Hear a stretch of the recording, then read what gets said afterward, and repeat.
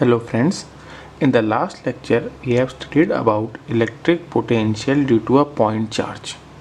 In this lecture we are going to study about electric potential at a point due to group of electric charge. There can be more than one electric charge. How to find out electric potential at a point? As you can see in the diagram, we need to find out electric potential at point P. There are four charges around it. Q1, which is at a distance of R1, Q2, which is at a distance of R2, Q3, R3 and Q4 at a distance of R4 from this point. So we'll apply the principle of superposition over here also. But since electric potential is a scalar quantity, so we won't be using its vector notation. We will simply add up the potential due to each charge at a point P, taking the sign of the charge into consideration. For example, if Q1 is negative, we'll take it as negative. If Q2 is positive, we'll take it as positive. If Q3 is negative, we'll again take it as negative. So we will apply the principle of superposition without taking the vector notation into consideration. We'll just add up potential due to each charge, while keeping in mind we should use the sign of the charge as well, that whether the charge is positive or negative. So the electric potential at point P will be equal to V potential due to Q1, potential due to Q2, potential due to Q3 and potential due to Q4. As we have discussed in the earlier lecture, the formula for finding out electric potential at any point is given by Q upon 4 pi epsilon naught into R, where R is the distance of the point from the charge. Here Q1 is at a distance of R1, so we'll write Q1 upon 4 pi epsilon naught R1. For Q2, Q2 upon 4 pi epsilon naught R2, and similarly for Q3 and Q4, we'll add them. This is the general formula: 1 by 4 pi epsilon naught summation Qi upon Ri, where I is from 1 to n. So for finding out electric potential at any point due to a number of charges, we'll simply add up potential due to each charge. Now moving on, we'll find out electric potential at any point due to an electric dipole. As you can see in the diagram, there is a dipole at point A minus Q charges over there, and at point P plus Q charges over there. We need to find out electric potential at point P, which is at a distance of R from the center of the dipole. And if we draw a line joining P and O, this line will make an angle of theta with the dipole. Let us consider R cap is a vector, unit vector along OP. Now as per the diagram, this point P is at a distance of x from A and at a distance of y from V. Or you can say that the point P is at a distance of x from minus Q and y from plus Q. We are assuming, there is assumption, we are assuming that this point P is very far from the dipole, so we can say that R is much greater than A. A is the distance of the center of the dipole from its end. So let P be any point at which is at a distance of R from the center of dipole such that OP is equal to R, and as shown in the figure, AP is equal to X and BP is equal to Y. We need to find out electric potential at this point due to both the charges. So we'll use the phenomena which we have learned, that the potential at point P due to a group of charge can be taken out by simply adding the potential due to each charge, taking the sign of the charge into consideration. So electric potential at point P, Vp will be equal to electric potential due to plus Q charge plus electric potential due to minus Q charge. These are the charges of a dipole. So V plus Q will be equal to Q upon 4 pi epsilon naught into Y, As we have discussed, the plus q charge was at a distance of y from point P, and similarly v due to minus q will be equal to minus q upon 4 pi epsilon naught into x. X was the distance of the point from the charge minus q. If we add up, we'll get this. We can take out q upon 4 pi epsilon naught as common. We'll get 1 by y minus 1 by x. Now we don't know x and y, so we will be finding out x and y in terms of r, as we only know r, that is the distance of the point from the center of the dipole. Now how it can be done? For finding out x and y, we need to draw this diagram again. As you can see, I have extended the line PO up to M such that I can draw a perpendicular from A on this line. Let's say the perpendicular from A drawn on this line is at point M. Similarly, I will draw another perpendicular from B on this line. Let's say it is at point N.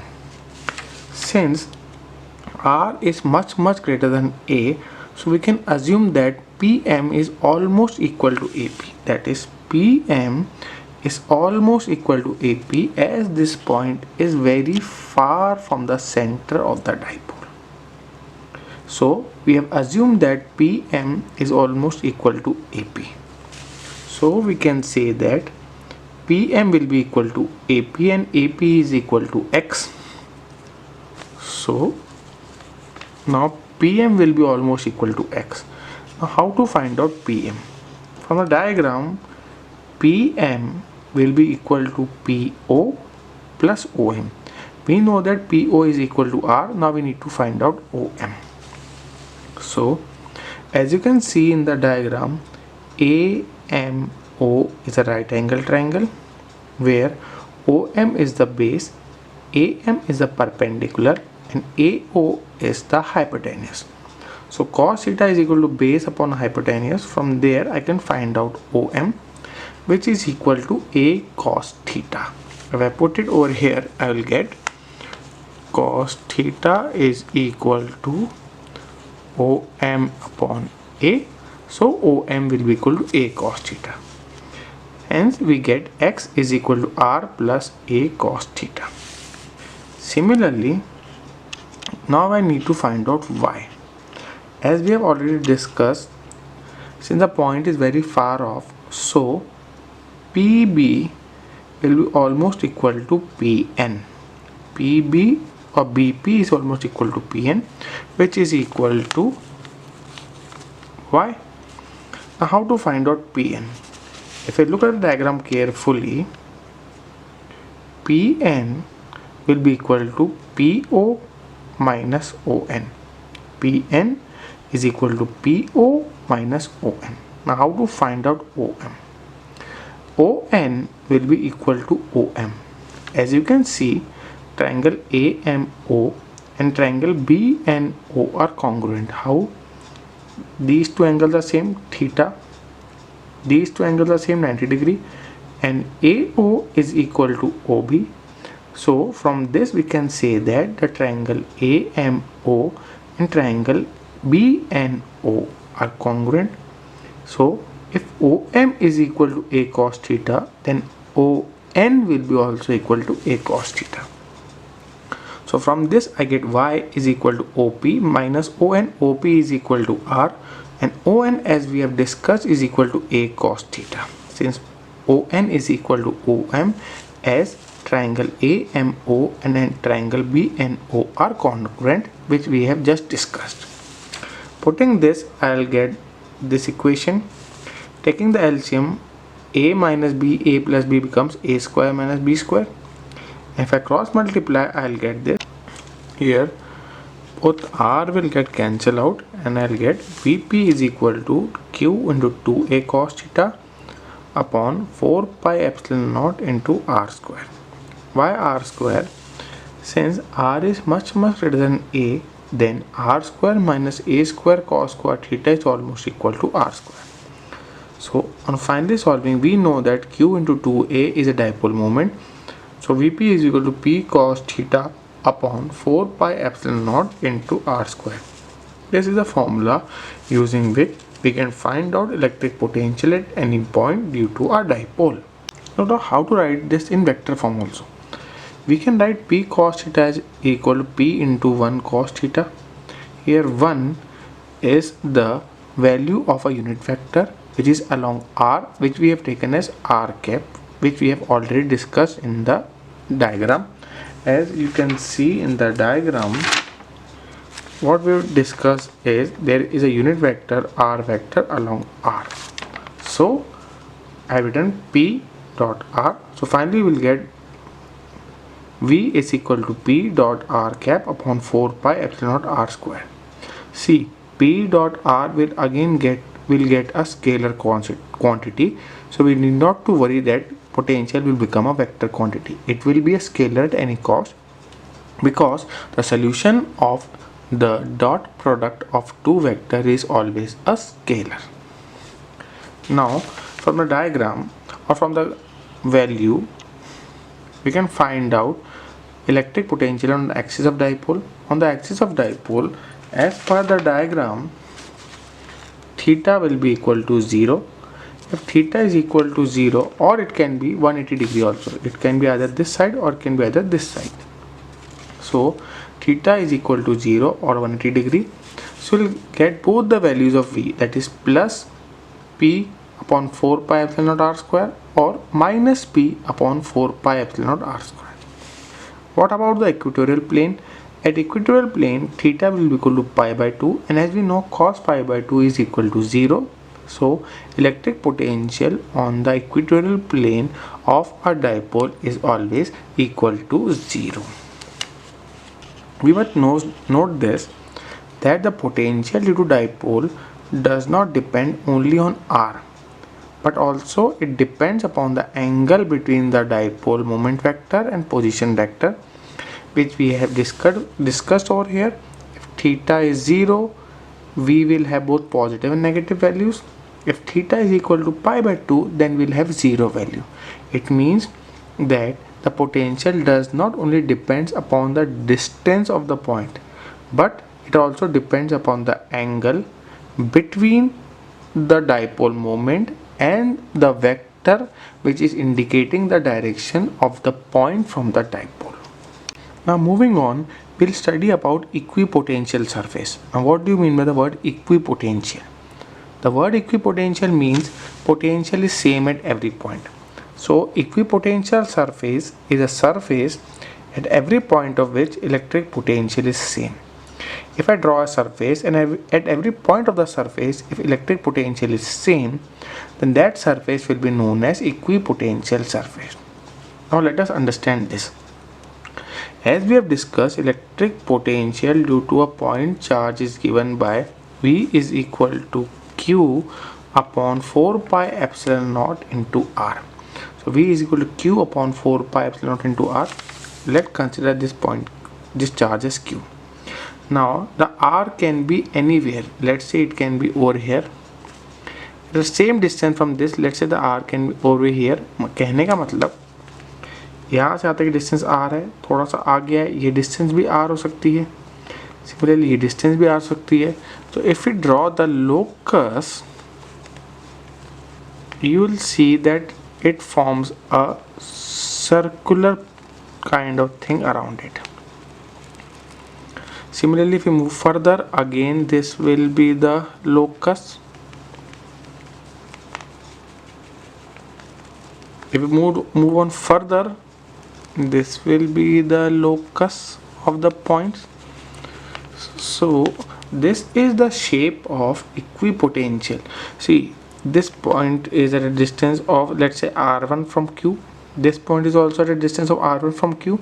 It means potential at this point is equal to potential at this point, similarly is equal to potential at this point, and so on. So these dotted line denotes a surface on which potential is same at every point. So this will behave as a equipotential surface. If we take a 3D version of it, it will form a sphere around the point charge. So the shape of equipotential surface around a point charge is in the shape of a sphere. But since it is a plain paper, I have drawn this 2D diagram. तो एक positive charge के आसपास जो electric field या equipotential surface बनती है वो हमेशा एक स्पेरिकल शेप की होती है. So we can say that the equipotential surface is spherically symmetric about a point charge. Now let's say if 2 points lies on equipotential surface, then VA is equal to VB. Let's say I've considered 2 points A and B. So as per the definition of equipotential surface, VA will be equal to VB. It means if I bring a charge from A to B, there will be no work done as both of them are at same potential. So work done in moving a body from A to B or a charge from A to B will be equal to 0. So the work done in moving the charge on equipotential surface is 0. As we have discussed in the earlier lecture, work done is equal to E dot dx. This we have discussed when we were deriving the formula for electric potential at any point due to a point charge.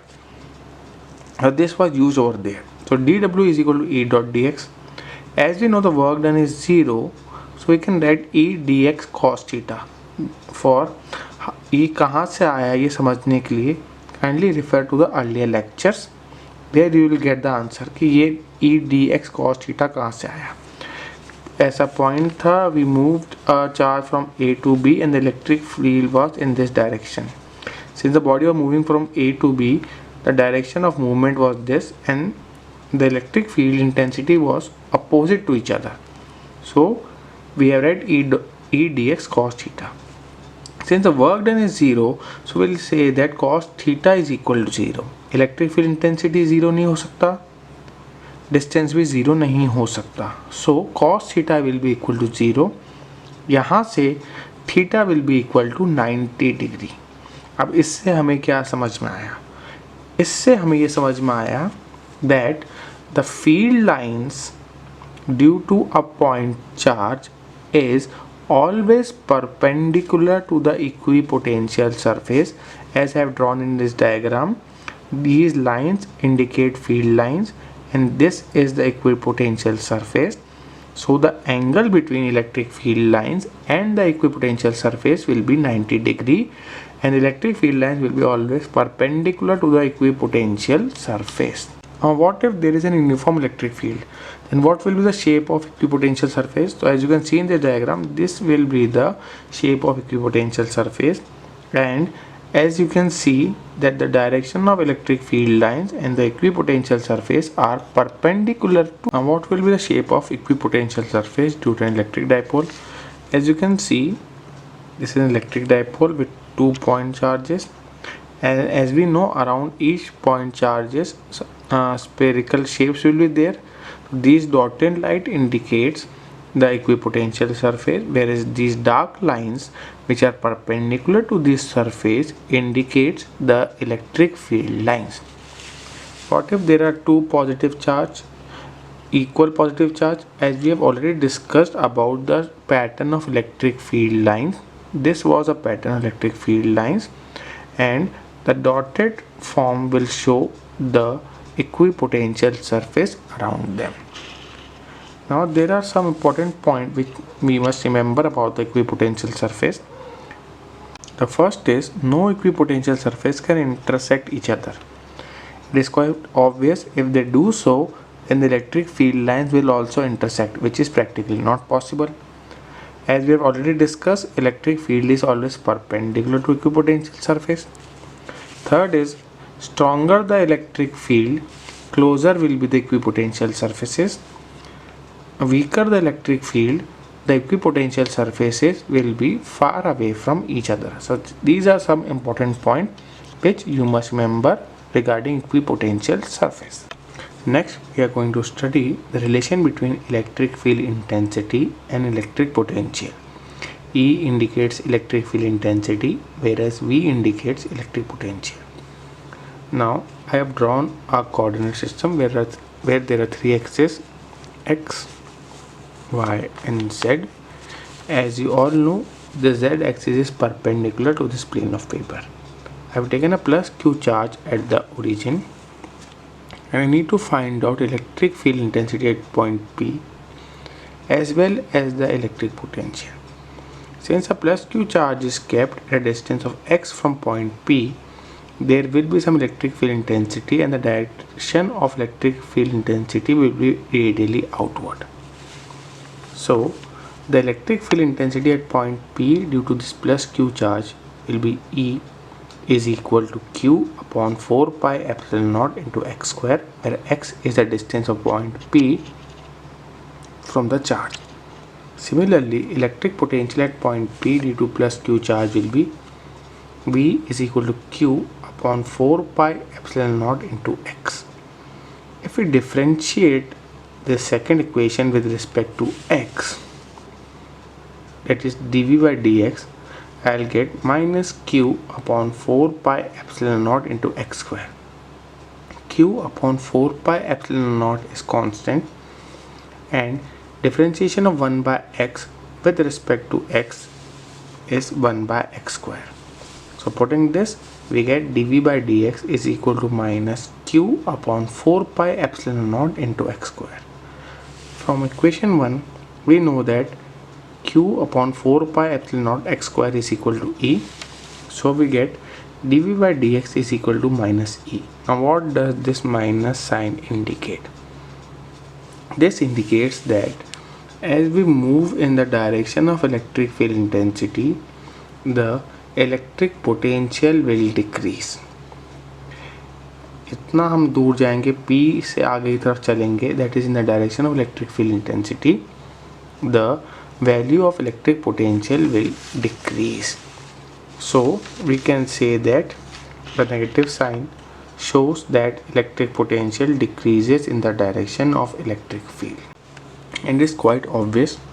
If we bring a charge from infinity to point A, and if we again bring the same charge from infinity to point P, in which case the work done will be more, then the work done will be more in second case.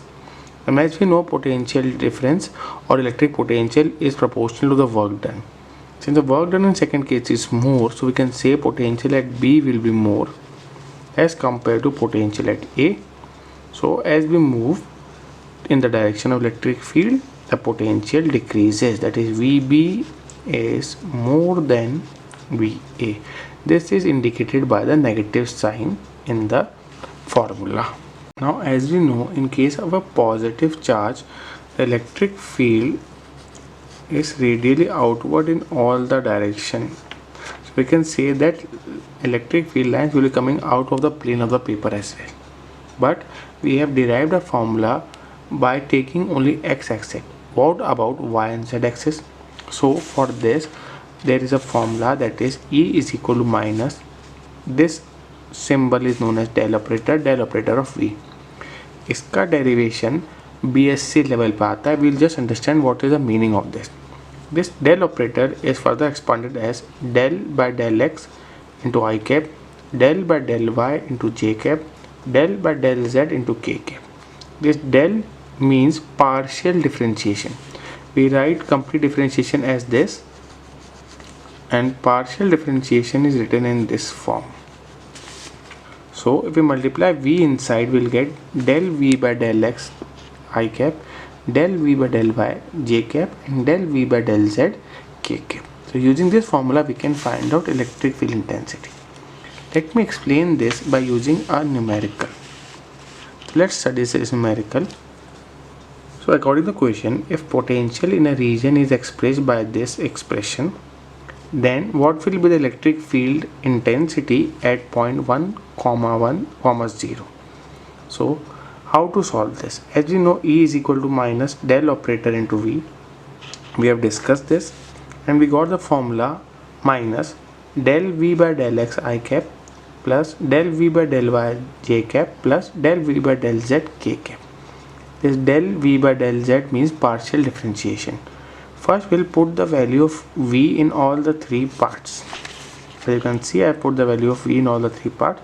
Now what is the meaning of partial differentiation?